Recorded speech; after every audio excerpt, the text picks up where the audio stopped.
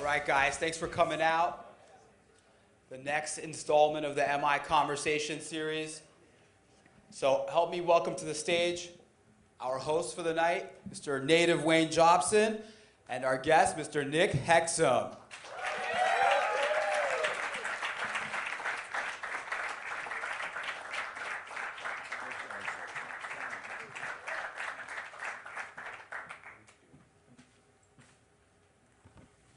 What's up?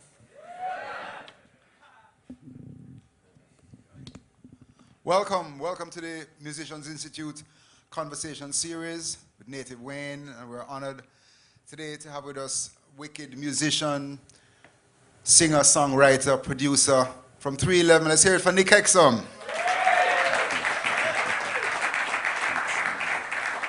Thanks for having me. Yeah, man. So Nick, let's go back to the early days. Growing up in Omaha, Nebraska, what was the music scene like there?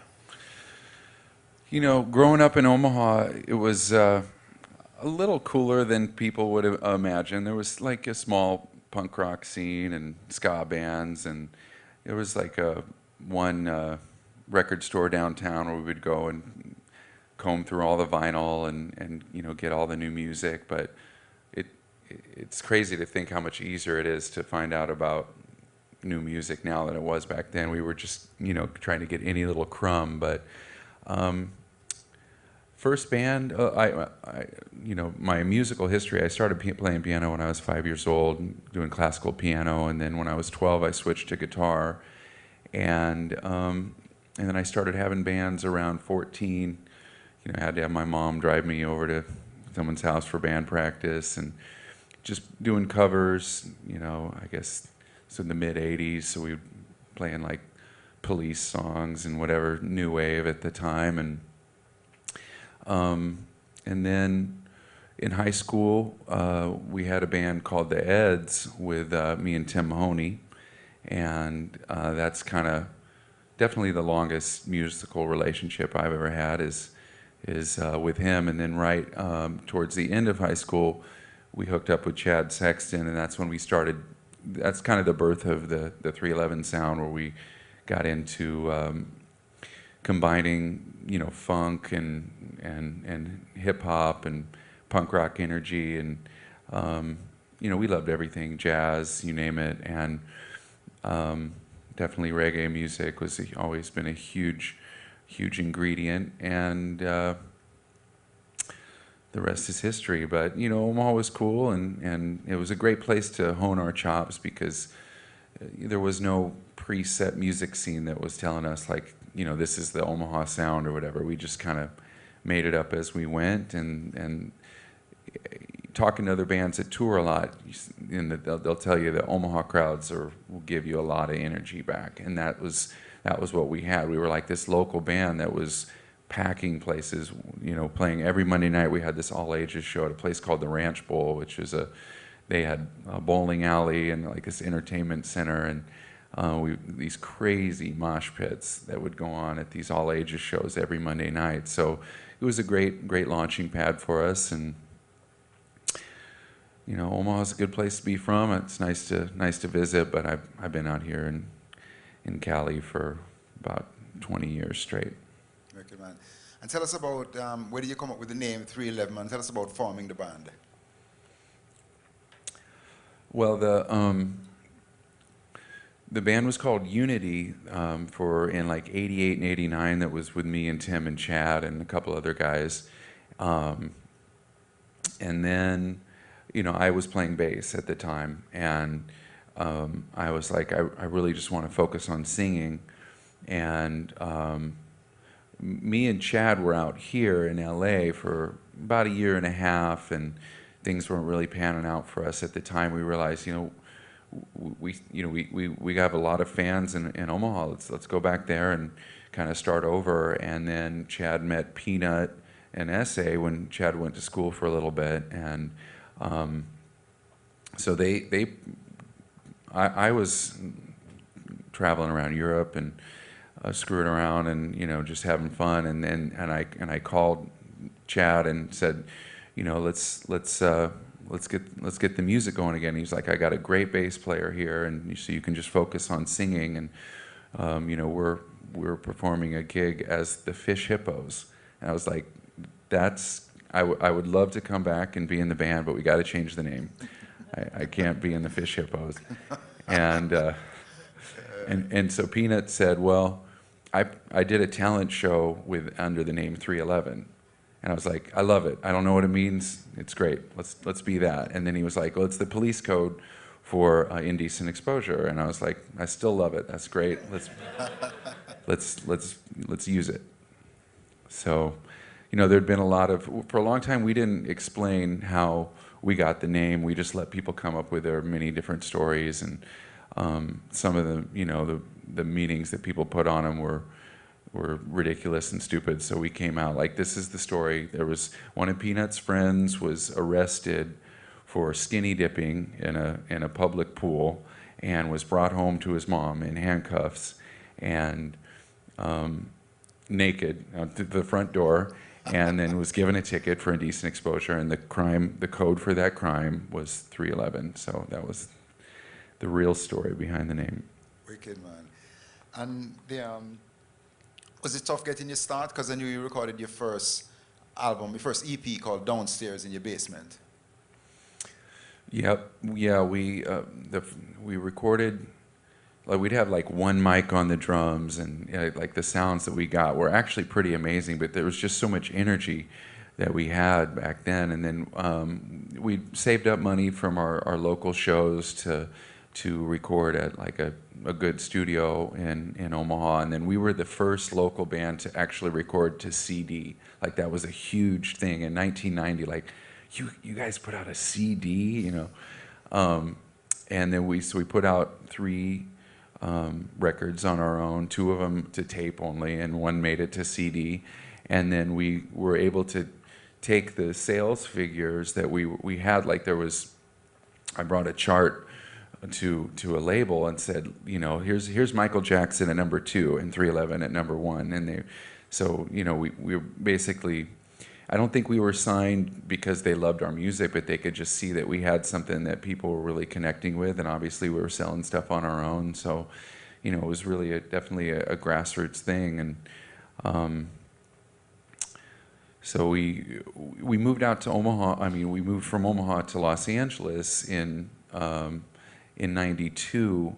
But the truth is, we got signed from the demos and stuff we had done in Omaha. So we thought we need to move out to the big city, but the truth is that it didn't matter. But what was cool is that it just made it so we focused 100%. We just practiced all the time at a little house out in Van Nuys, and tried to grow our own weed and played basketball and practiced music over and on. It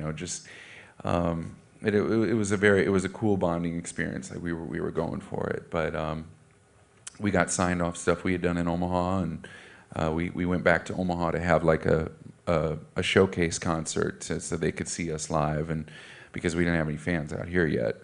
And then we made our first album with Eddie Offord, who he did a lot of like prog music, like Yes and Emerson, Lake and Palmer, and cool like progressive music. And he had heard our demo had been passed around through different managers at the time, and so he told this Capricorn Records that was interested.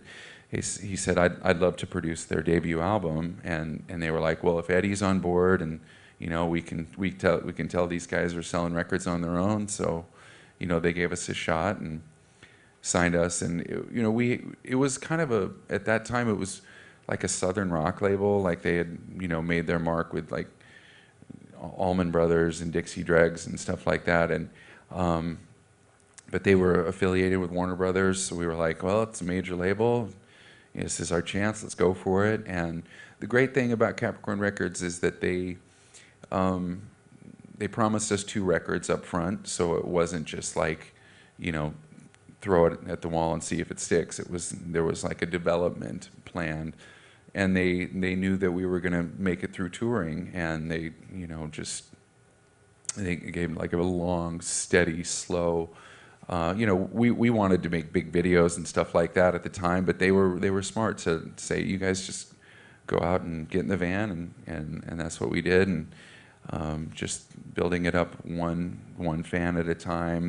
We didn't have much help from radio, or definitely no press at all at that time. It was just all through word of mouth, and we'd play at some crappy little bar, and the next time we come through town, there would be 5 times as many people, and those were some fun days of slugging it out, carrying our own gear, and we were in an RV. We had an RV fire, and the RV burned up, and we narrowly escaped with our lives. But then we just played a show the very next night on borrowed gear, and it's crazy.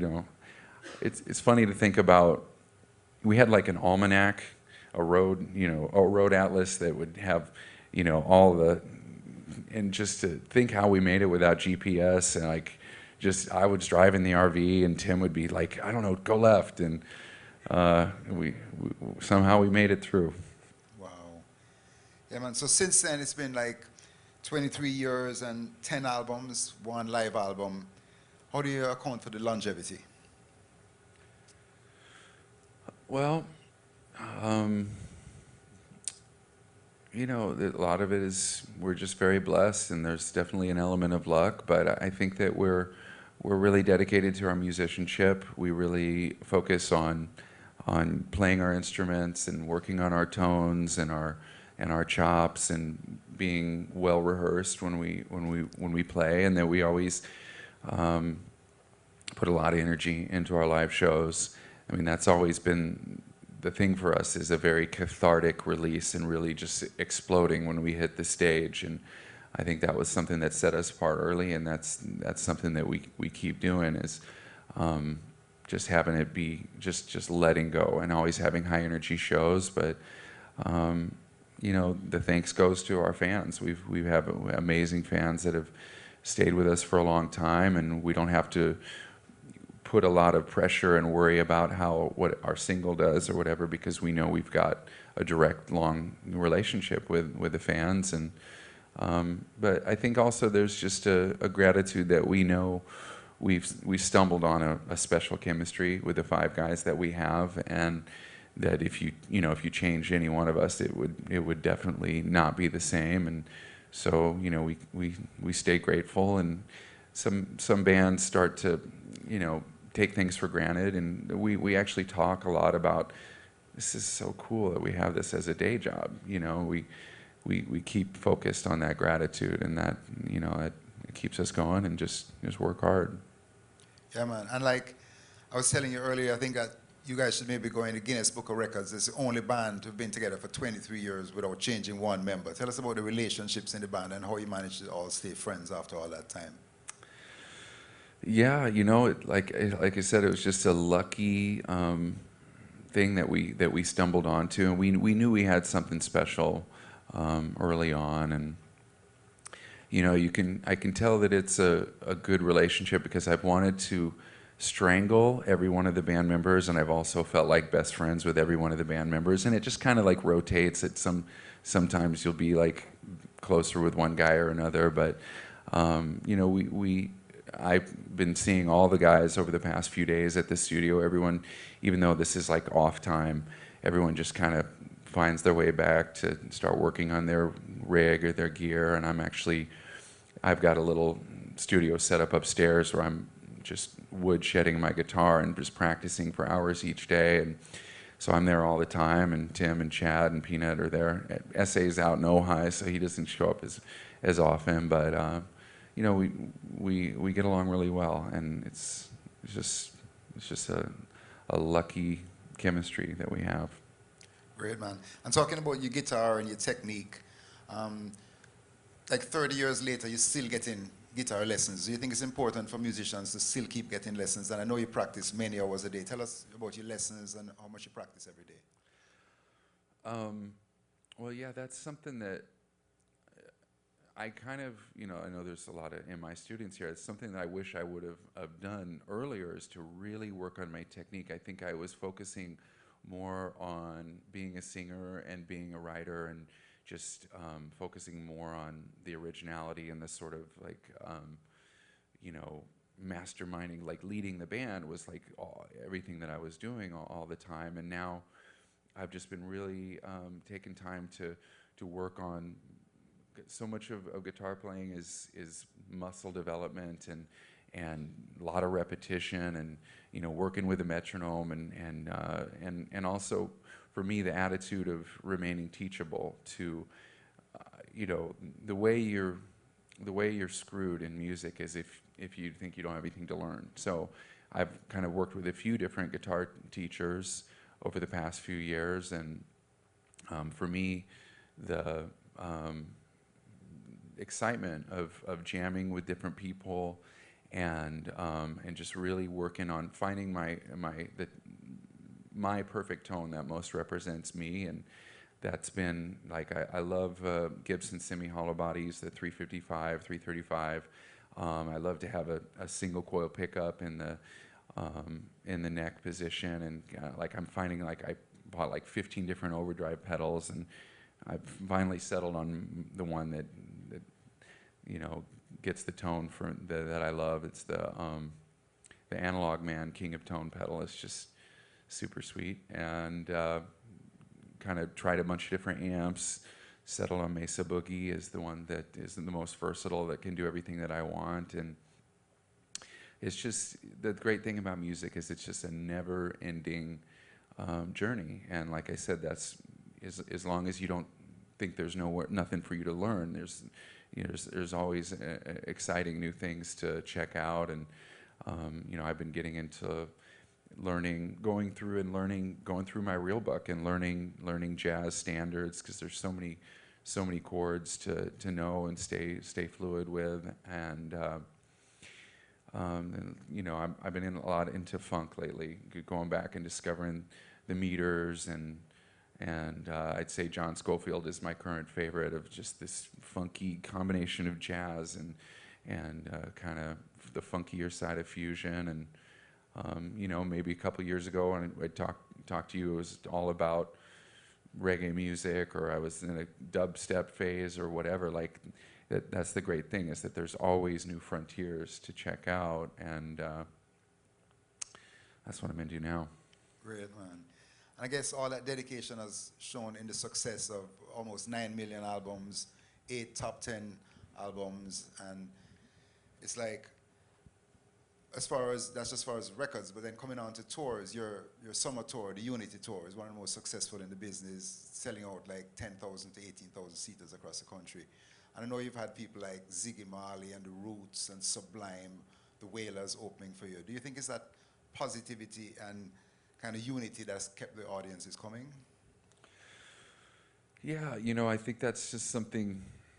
The positive vibe is something that we've always kind of been known for and just kind of settled into. And so when we're making the Unity Tour, we always pick someone that fits with that we know would be a lot of fun to go out and see in the summer. And you know, I love playing outdoors. That's something we've toured every summer. We took one summer off back in '98. Other than that, we've toured every summer for usually about 2 months, and just going out and playing the amphitheaters. And it's what we love to do. And we realized, let's make that the focus of our business. Like we'll make the albums and so forth fit around the touring schedule, because ultimately performing live music is the core of what we do. And you know, I think it's unfortunate other bands that might say, well, we're going to see how the album does, and then we'll see if we can tour or whatever, and kind of base it on that. And we just keep that relationship going directly with our fans, and you know, tour no matter what, and make that the focus of what we're doing, because there's something about that communication between the band and the audience. Like it's different every night. Well, also because we switch our set lists up every night, and we have certain, you know, improv sections that you know, it's going to be a little different each night because we're jamming. But then just the energy of the crowd is gonna change it from night to night, because you know, when we have sound check, it's kind of dull, and that's kind of like the only part of touring that's really work, is getting, you know, maybe we're tired from the night before, dragging our ass, but we always, you know, do like a really thorough sound check, but then when the audience gets there and the energy is coming back, it's just they always get you through. Like it's just easy. There's just momentum there, and so it's just like it's an energy exchange. It's back and forth. So, but yeah, we've always had a kind of a party atmosphere to our shows, and that's what the Unity Tour is. And a lot of people come to every Unity show when we come through, each summer, and it's a really cool thing. And so we change up. We're looking at a few different openers that we're going to take out for this next summer tour, but no announcements yet. But it'll always be a fun one. Cool, man. And I know 311 have some of the most fanatical fans in the world. Like when you have your big 311 day every year, March the 11th, right? 11th of March. Have you you think you've managed to become closer to the fans using all the new internet stuff like Facebook and Twitter and that sort of stuff? Yeah, I mean, we were always kind of a little ahead of the curve as far as forming a community at 311.com and the bulletin boards, and that was something that we've had going for, I don't know, 15 years probably, and then it's kind of evolved into more into Facebook, and it was MySpace for a while, and now I've been on kind of an early adopter on Twitter, and it's just a nice way. Like you don't have to have a middleman. I remember when we first started out, it would be like, I'd love it if these magazines wanted to let people know what we're doing, and there was gatekeepers before. You'd have to get through. You need a publicist to harangue the magazines to get you to get you in there. But now you don't need that. So a lot of people say,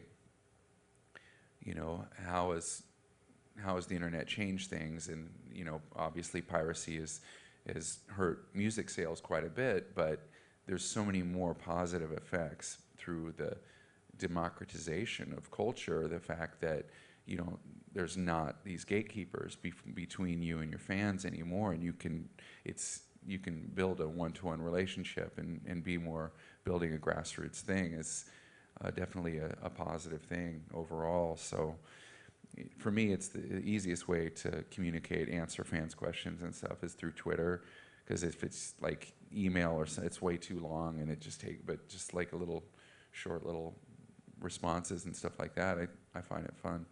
Cool, man. Then in '95, 311 bought your own recording studio. Were you just like fed up of using other studios, and how has music improved having your own studio and to use it to rehearse and all that sort of stuff?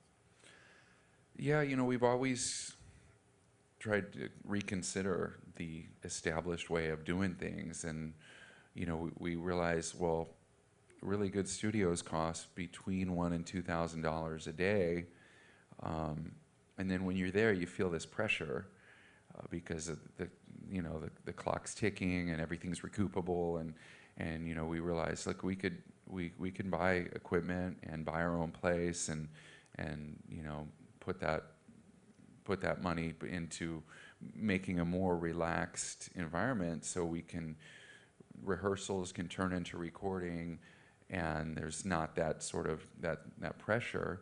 And so that was kind of just a long learning curve to learn all the equipment and get everything right, and syncing up. We used to having to sync up digital to analog was like a nightmare. When we first started doing that, we would just like have tech hell that we would be stuck in for.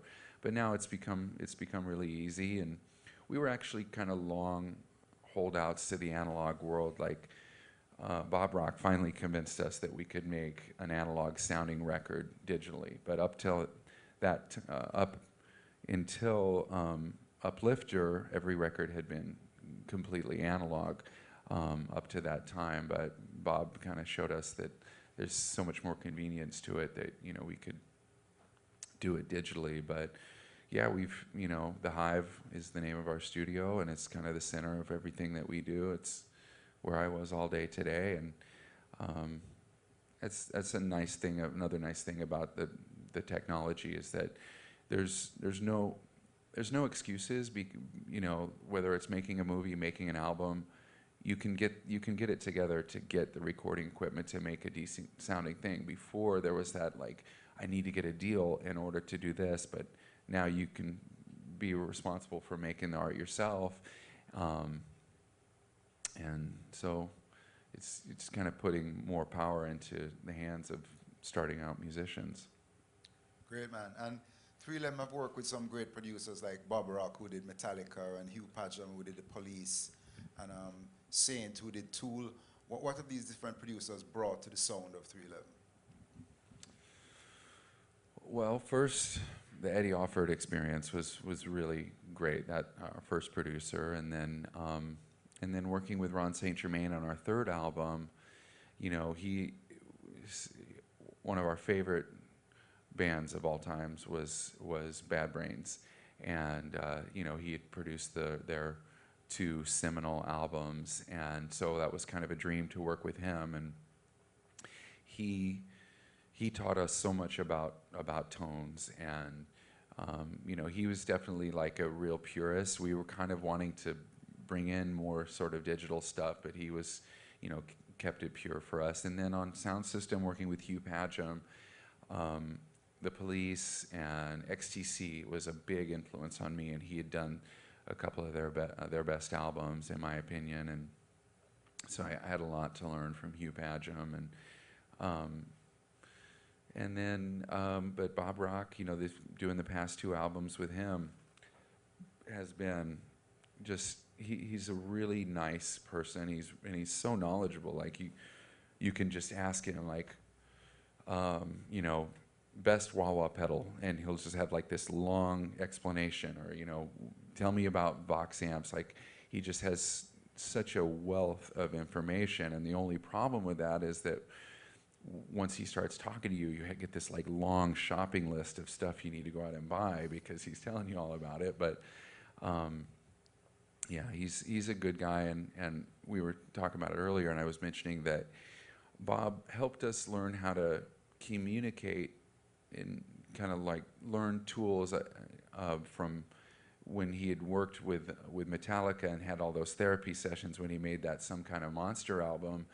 Like he would tell us stories. Well, when Metallica, we kind of learned to communicate like this, and, you know, not finger pointing and not being overly critical of each other's ideas, and kind of like checking in to say how you're feeling, so you're not vibing each other out if you're having a bad day or whatever. And so a lot of the experience that he had with that band kind of helped ours by osmosis, and he's a good friend. We stay in touch. Great, man. And do you think that a band or an artist can produce themselves, or do you need like an independent, objective view? You know, we produced ourselves in the very early days, and we're definitely capable of it because I produced other artists, and you know, Chad is a really good mixer and engineer, but I think that having that outside perspective is really helpful, and it's also kind of a referee, because there's always going to be differences of opinion, and so to have somebody to kind of defer to, so to kind of can break any sort of like tie votes or anything like that. It's, you know, we had a saying on the last album, let's just let Bob be Bob. So whatever, you know, just kind of defer to him as much as we can, because, you know, certain people, you know, I myself included, we would call it demo-itis, where, but on the demo it sounded like this. We gotta, you know, and you have to learn to let go and open up to the group conscience and the democracy of a band, and be willing to not get your way quite a bit. And that's, in answer to your earlier question, how we've been able to be together for 22 years. It's by learning to let go and compromise, and you know, respect the opinions of your collaborators. Great, man. And I know you're like a great producer yourself, especially with that soundtrack for the 51st Dates Adam Sandler movie, which was like almost all reggae, and on that you produced like Seal, Jace Mraz, and of course my favorite 311 song, that version of Love Song, which is maybe one of the best reggae covers ever. Absolutely brilliant. What was like working with like Jason Mraz and Seal and the great artists on that soundtrack? That was an exciting time because the a Hollywood, a studio produced movie, there's such a it's a whole frame of like money and pressure and stuff that like I was totally not used to dealing with. I mean, the any huge album is just a small fraction of the budget of what a movie is. So getting ready to have so much music in that movie, 51st Dates, and dealing with the music supervisors and stuff, it was a lot of pressure and it was pretty exciting. I didn't actually get in the studio with Seal or Jason Mraz because I was making the stuff in the tour bus studio that I had, and like Chad was helping me with mix things in the computer, and then I would send mixes to Holly out here to have people cut the vocals with Seal or Jason Mraz. And I ended up doing 5 songs on that album. And the love song cover was actually a suggestion from Adam Sandler. He was like, Amber is the sound that I want for this movie. And I love The Cure. Maybe you could do a cover of this song. And I had been a huge Cure fan, but I had kind of got out of them by the Disintegration album, so I wasn't really that familiar with that song. So it was a great suggestion by him. And then, but I've always loved, 311 is the focus of what I do, but doing stuff on the side. And I have to take this time to plug something that I did with Wayne. I did a couple remixes for off of songs for Universal Pulse, one for Trouble and one for Weightless. And Wayne does a killer reggae rap vocal on this remix that I did, and we're going to press that to vinyl. I don't know if I told you that yet. That's going to be coming out soon, and so thanks for helping us out with that. Wicked, man. And obviously you did something right on the 51st Date soundtrack. It was #1 soundtrack in the country, gold album and all that, so maximum respect, man. And then to songwriting. Tell us about the songwriting process. Where do you get the ideas from? Do you do the music first, the lyrics first? Well, I'd say there's kind of multiple ways that songs come through the band, and sometimes, for me, I found that if I sit down and write the music and the words together, then it's going to be like that, like the freedom that I have from doing that. Like a song like Amber, I really could have only, like that came in just like a 2-hour sort of epiphany, like one weekend morning, I remember, and that was just like something that I heard in my head. But many other great 311 songs would be like a jam session that I would start with, like me and Peanut would get going, or Chad is really fond of, like he makes really complete instrumentals that have usually kind of more like dissonant chord changes and like different sort of key changes, and then we kind of retrofit them with vocals. And in the earlier days we were doing a lot more rapping, and so it was you can rap over any key, it doesn't matter. But so then now we've kind of taken the approach to go through and change each other's songs more. And like I said, that's the art of compromise and learning to open up to critiques. And but for me, a song needs to be good enough that if you just can play it on acoustic guitar and sing along with it, that's going to carry it, and then if you have a great funky rhythm section going in addition to that, that's killer. But I just keep finding new influences to be inspired by. And I'd say that over the past few years, before I really got into my technique and really woodshedding my guitar playing, I was actually taking songwriting lessons, because I realized there's so many little tricks of, when to use the augmented chord and different things like this that I knew I had a lot more to learn. And, I never want to rest on my laurels. I want to remain teachable as long as I can. And so it's just a never-ending journey. Yeah, man. And do you think how have we seen the business change over the past 20 years? Is it harder to make it now? And do you have any advice for up-and-coming musicians? Oh, man. Well, I think that our approach has always been to practice a lot, and you know that there's just no question that the 10,000 hours. I'm sure you talk about that quite a bit at MI, and you know putting in the time. That really hard work is more important than any sort of natural gift, and you know. And also just honing your originality, finding that thing that's weird and the different about you. And you know, naturally you're gonna start out with some amount of imitation. I mean, when we were in the early days trying to sound like, you know, Bad Brains or 24/7 Spies, or you know, the Chili Peppers were an early influence. I mean, that stuff, that's going to happen for anybody. You got to learn by copying your heroes, and then finding that thing that's your niche, that's different, and getting as weird as you can with your own personal style is definitely, you know, what I'm always kind of recommending is, you know, when we're in the band situation, I'll be like, that's more 311-y if we do it off this way, and get the weird things in there. And that's, I put it in a lyric in one of our last, in 2 albums ago. I said, we only enter in one contest that we made up ourselves. That's to be the 311ist. You know, we just want to be as unique and individual as we can. And you know, people always tell me, like, I'm excited to see where you guys go next. I'm like, I am too, because I have no idea how it's going to turn out when the 5 of us get together. So, you know, just being, you know, being humble enough to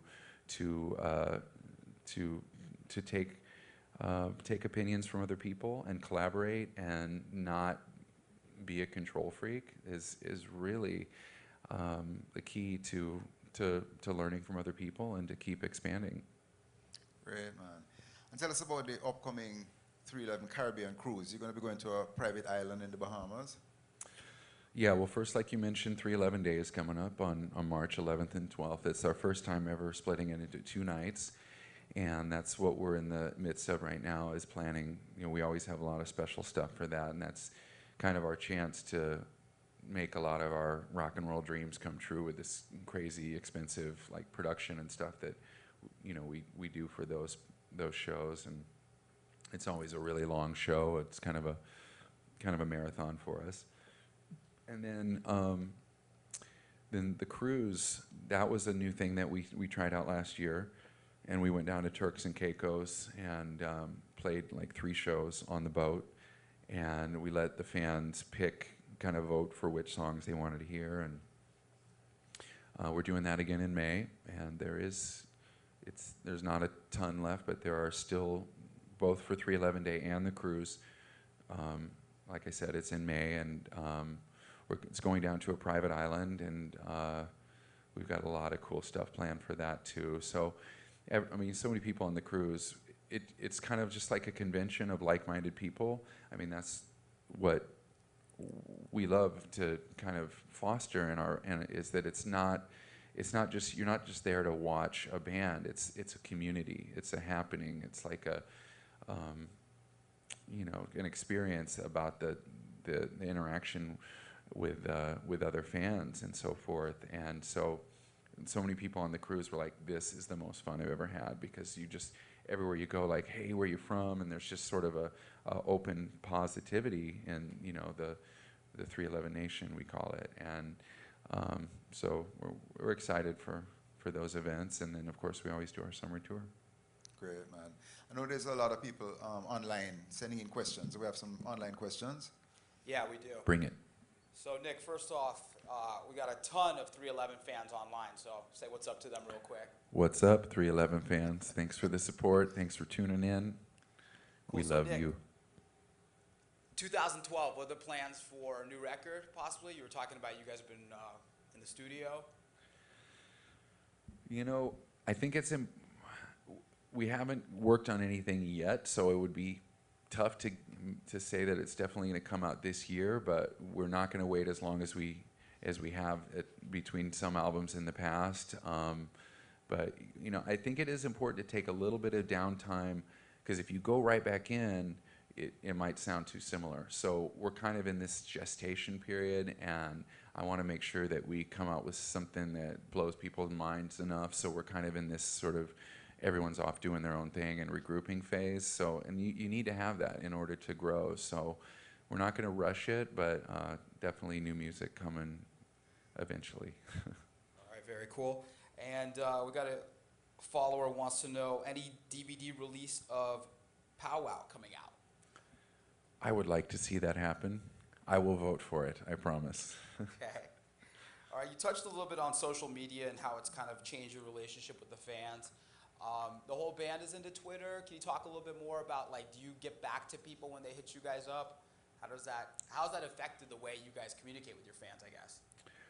Well, a lot of it is me retweeting things that people say or photos that they make or like a new tattoo that they'll have, or so it's kind of a lot of it is me, like, you know, repeating what other people are saying on there. But Peanut is the master of keeping in touch with our fans. I'm not like a total tweet whore, but Peanut, he will respond to you instantly if you tweet a question. But he and I are the only ones that are on there on Twitter right now, and I find that's definitely the easiest way to answer questions. So hit me up. It's at Nick Hexum. Cool. Nick, you guys have been putting out records for obviously a good bit, and you were in the major label system for a while there, and now you guys are more independent. How has that changed your relationship, or your mindset as a band? Is there as much pressure, or how does that work for you guys, being more independent, I guess, now? I mean, it's definitely more freedom to have everything in-house. You know, we've kept as many things as we could back over the years, like as far as like not doing a publishing deal and not doing a merch deal and these things, so we could make sure that we had say in all that stuff, and we're as responsive to our, you know, artistic whims, and as responsive to our fans as we could be without having to get permission from anybody on so many things. And now we realized that it was time to start 311 Records, and I've been really happy with how it's been to have our own label. And you know, I got to hand it to our managers, Adam and Peter Raspler. They have, part of the thing is when you do your own label is that really the management becomes the label, and so they are like working their fingers through the bone all the time, and they're doing a killer job. We've been with them forever, and you know, that's just a great thing about the way music's going, is that you can do your own label and compete with a major label. And I was probably the guy in the band that was the most hesitant to do it, because I knew that we had made so many fans that had heard us first through the radio or a music video or whatever, and I didn't want to totally lose that. But once, you know, I realized that we could get all the promotions and stuff that we would get, and also that we're at a place now that we don't need to worry about getting new fans as much as we just need to keep fostering the excitement of stoking out our existing fan base. So it's been a bit of a sort of a paradigm shift in the philosophy of the band. Cool. And so would you, you know, tell these guys in the audience, the guys online, like, you know, if you're at that stage and you're ready to kind of start recording and putting music out, is the best way you feel, your opinion at least, to stay independent, or to, you know, I guess maybe 10 years ago was still chasing that deal, chasing the record, you know, that record deal to get in the studio and all that. And I think everything you've kind of talked about tonight sounds more like being independent is the way to go.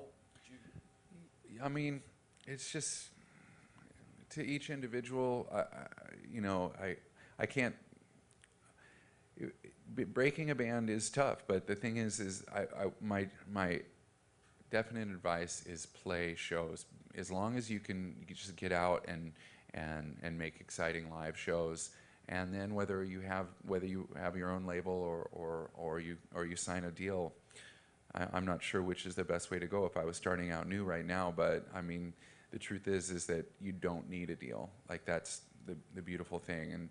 And you know, like, was some great movie director was talking about like I was saying earlier, there's no excuses. You don't have to be held back by being told no anymore. And somebody in the early days, they'd say, like, what's your advice for people starting out? And my smart-ass answer was, like, give up. Because if I could convince you to give up, you're never going to make it, because you're going to hear no so many times over and over again. So you have to steel yourself against any kind of discouragement, because, coming out of Omaha, there was a lot of people said, no, it's just, you don't have a chance. But we believed in ourselves, so you have to be ready to just hear no, but just keep going. And then, speaking of signing, are you guys actively signing bands to 311 Records, or is it just more for you guys? Yeah, it's really, like, for me, I want my focus to be about music all the time. And so being in the business side of it, I kind of, want to spend most of my day just being a musician. So we don't have any plans right now to sign bands and so forth, because bands can do it themselves, Cool. All right, let's shift focus here. What are you listening to? What kind of bands, what kind of music, what new bands are on your radar? Well, like I was mentioning earlier, I've been just all about the funk and jazz, and there was, back in the late '90s, this acid jazz word, but now they don't really use that term anymore. But there's a lot of funky underground music that, like this record I've been spinning for the past few days is a band called the Bamboos, and I've got like a really badass Pandora station that's everything from the Meters to John Scofield to Grey Boy All Stars, Groove Collective, like all these different funk, instrumental mostly. None of it has any vocals, and I'm going to look into like sharing my Pandora station, because I've been thumb upping and downing things so much that it's become like really refined to what I love to hear. And but it's like my daily regimen is I'm going to do about 2.5 hours of like really structured stuff, working with a metronome and different finger exercises and blowing through scales and stuff like that, and then I'll just solo other people over other people's music, playing along with jazz standards and stuff. But so I've been in kind of a jazzy world lately, and that's what's turning me on. Cool. All right, we got an online viewer asking, has becoming a father changed the way you write records? Are you more conscious about the kind of music you guys are putting out? Or you're putting out, I guess, I don't know. I don't think there's been any kind of editing as far as like cleaning it up or anything. Like I've always felt that, if you over shelter your kids, then that's just going to make that sort of, forbidden cuss words that much more sweet. Like, I definitely feel that there's the feelings from parenting is a joy. Like it's really impossible to describe, but I can tell that those emotions and that sort of natural maturity that's going to come is definitely influencing the lyric writing, and it's just it makes coming home that much more sweet, though. That's for sure. Very cool. And then we got one last one. Is the 311 cruise coming to the West Coast? Well, the West Coast has 311 Day. That's in Vegas. So the cruise will be East Coast for now, but you never know in the future. I just think that I love having the Unity tour, but also combining destinations like rock and roll tourism, I call it. You traveling to go to whether it's 311 Day or a cruise, or we had our first ever powwow, which was our camping event in the north of Florida, and that was a really cool experience. Like just to see all the energy and the love between the fans. It was really beautiful. It was really hot too. It was like in August in Florida in the heat. So I'd love to do that again, but we're trying to make once in a lifetime experiences, and it's been going good so far. It's, I think, something we're going to keep doing. All right, Wayne, we're going to throw it back to you for a couple more and then wrap it up. Audience, yeah. So, Nick, I know you have 2 daughters, though, and you delivered your latest daughter. Are you thinking about giving up rock star to become a midwife? Oh man, that was just something that, it was had to stay calm, and I learned, since we did home births, I had learned so much on the birth of our first daughter, and I actually, caught the baby when our first daughter came out, but well, that was under the supervision of a midwife. So when we had heard that the second babies come quicker, but we weren't aware of how much quicker sometimes they would come. And so my wife started having contractions, and we called the midwife, and we figured we had a lot of time.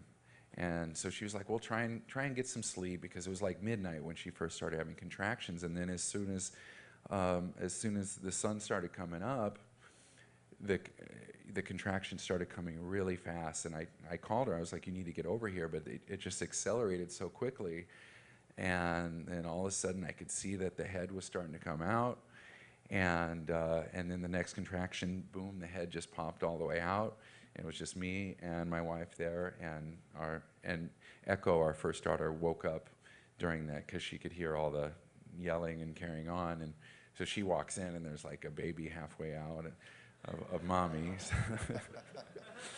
And but the scary thing is that it kind of stalled, like the head kind of stuck, and it didn't come out any further. And I had learned that sometimes it gets caught on the collarbone, and you have to like reach in there and break the collarbone, because it can get stuck. And so I kind of like reached in and kind of like twisted the baby back and forth, and then next contraction, boom, it just all came out. I mean, it wasn't breathing at first because the cord was wrapped around her neck. So I unwrapped it and kind of jiggled her around, and all of a sudden, wah! And it was like, to hear that sound was totally like the greatest moment of my life.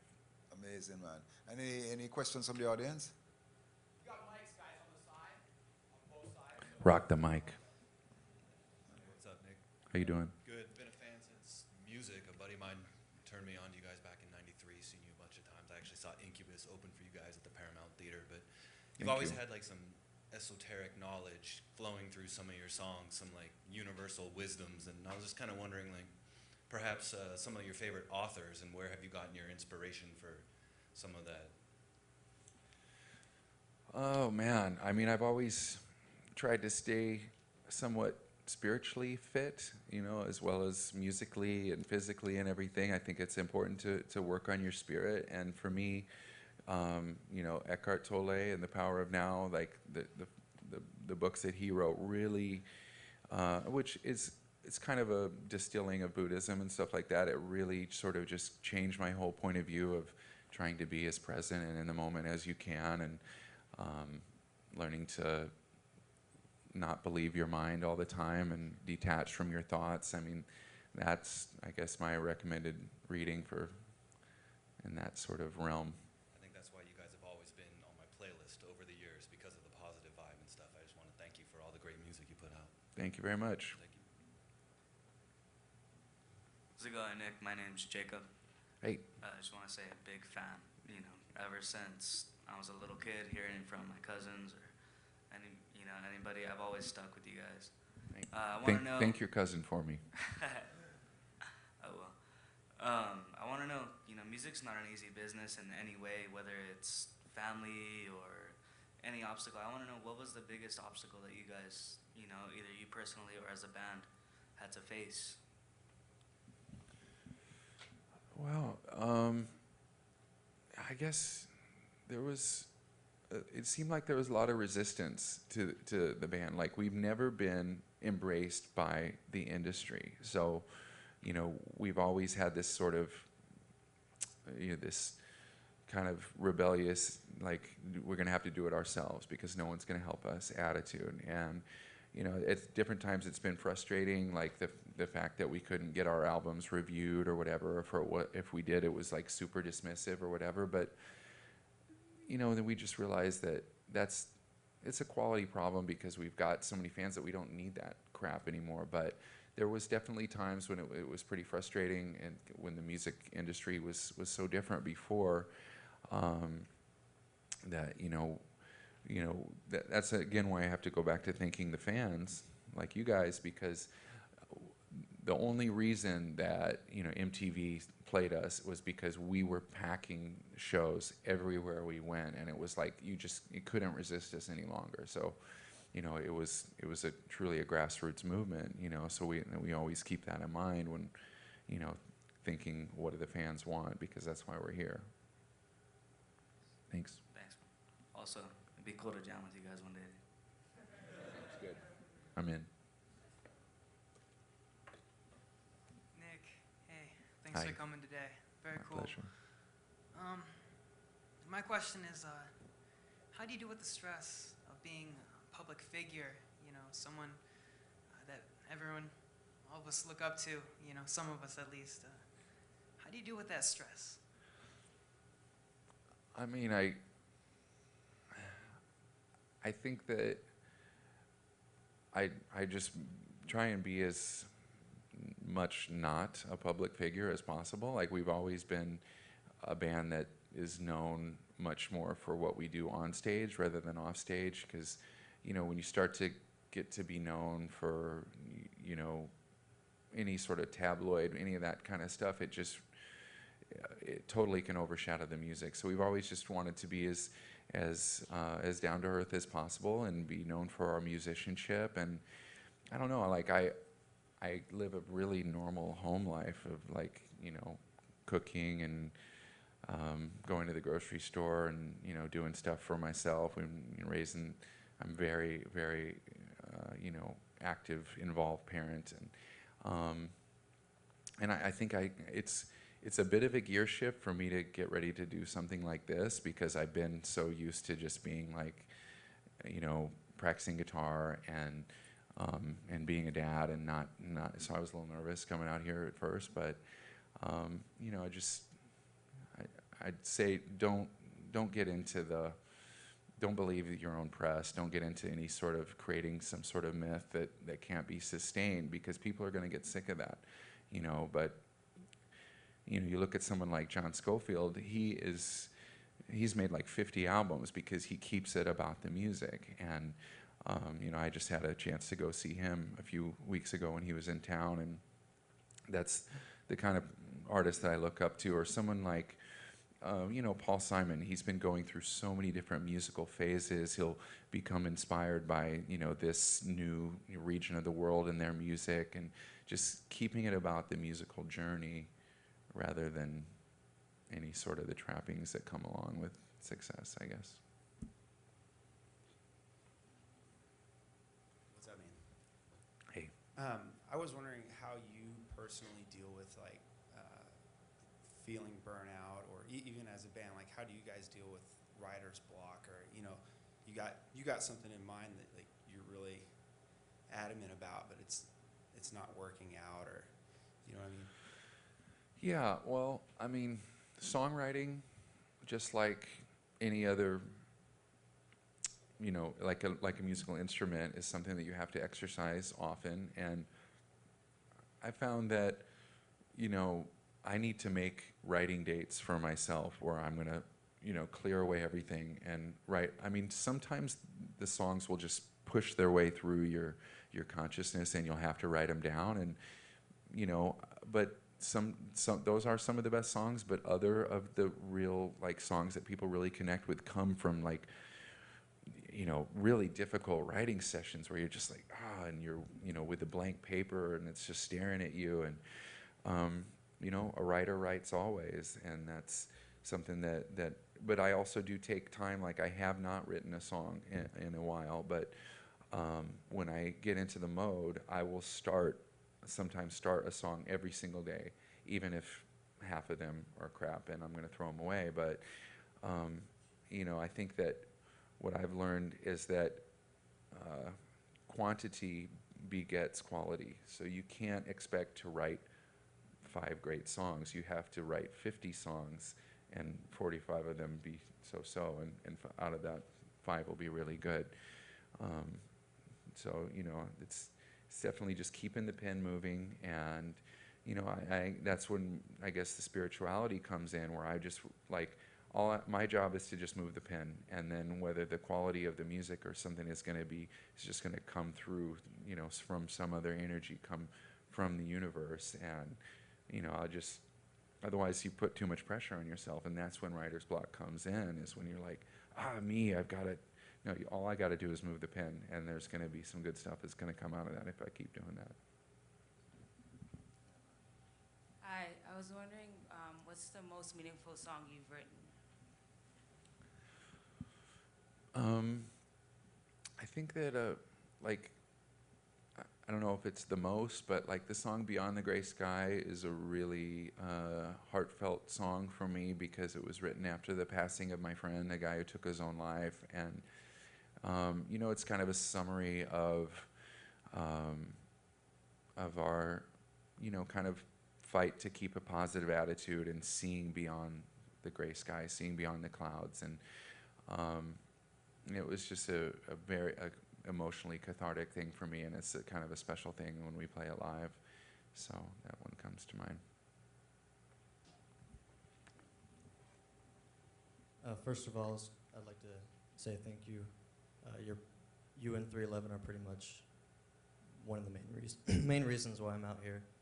Cool, doing thanks. What I'm doing. Awesome. Do you ever think about releasing something under just Nick Hexum, like your own solo deal? I do think it is healthy for band members to do side stuff. I know that S.A.'s getting ready to, he's got a little side project called Ghost Wolf that's I think it's coming out this month. And I definitely encourage that. So I would definitely never say never. There are tons of songs that I've written that have not come out because they didn't gel with the band for one reason or another. And my tastes are super erratic, so yeah, maybe one day. But the focus will always be 311. But that's the great thing about today's technology. You can just put something up, and it doesn't need to be this big, huge push. But for the hardcore fans that want to hear you do some weird folk song, you can just go get it on iTunes or something.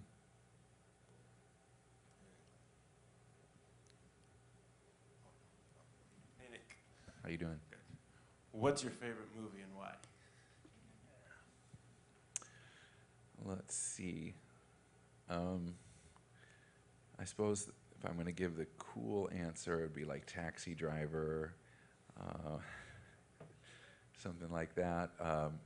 I really love those kind of hardcore, gritty movies, for sure, in the past. But I think lately I'm into more like weird stuff, like Adaptation might be one of my favorite movies of all time. I Heart Huckabees was a hilarious movie about existentialism and trying to figure out the whole meaning of the life. And like I could have been a character in that movie with the place I was at a few years ago. Like, why? But why? So those are some that come to mind. Hi Nick, and I have your DVD, like a live concert, and it's kind of 5 hours long. And I was wondering, how do you prepare, like, how do you stay healthy to sing? Like, I'm a vocalist, and how do you sing like 5 hours and perform this kind of stuff that long? Yeah, I guess I didn't talk about vocal technique at all. It's something that I think I sang wrong for quite a long time because I was like, this whole thing about learning to remain teachable and so forth is something that I came to later in life, and I kind of probably reduced my range because I was not like singing right. But so about 7 years ago, I started working with a really good vocal coach, and he helped me learn warm-ups and learn to sing from the right place in my head and not like pull. And so now I always warm up before I sing, no matter what, because it's a completely different, it gets way better after I warm up. So it's only about 20 minutes long, but I do it before every show, no matter what, while I'm getting ready. And but there's a lot of preparation because there's a lot of muscles and stuff you got to get ready. And but I think that the 5-hour show, there's so much energy and excitement from coming back from the fans that it's like there's just some crazy juice running through you, and then like after the show, after the 311-day show, I'm like so wired for about an hour, and then I'll just completely collapse. And you know, that's it's like running a marathon, which I've done too, but it's a lot harder to run a marathon than to do a 5-hour concert, because you're getting that energy back from the fans, and they just get you through. But you know, learning to, you know, obviously if you're here, you're probably learning proper vocal technique. So it's an important thing that I kind of wish I would have done earlier. Nick, earlier on in your career, you must have made the choice to transition financially from a day job into doing music full time. How did you do that, and what was that like? Well, yeah, in the late 80s, when I had moved out here, I was working as a waiter, and then once I moved back to Omaha, I didn't have any more day jobs after that, and times were really, really tight, just, you know, staying rent-free at someone's house, and then when we all got a small house together, you know, it's not necessary, but for us, it was like showing complete commitment. And, you know, I probably got kind of stressful on certain members of the band that were like, you know, because we were, you know, eating top ramen all the time or whatever for a while. But, you know, that's part of the test you go through. I don't think it's necessary to completely quit your day job. There's no reason that you can't, you know, do two things. There's plenty of hours in the day, but I don't know. I think that's part of the reason that I stay so grateful, is that I've not had to do anything other than music for 20 years. But it's a tough choice to make, and I guess there's no easy answers. Great. Yeah, man. Well, special thanks to Nick, and yeah, man, thanks for coming by, and we look forward to the spring tour and the cruise and the Unity tour in the summer. And thanks to Wayne, my longtime friend, for having me here today. Maximum respect.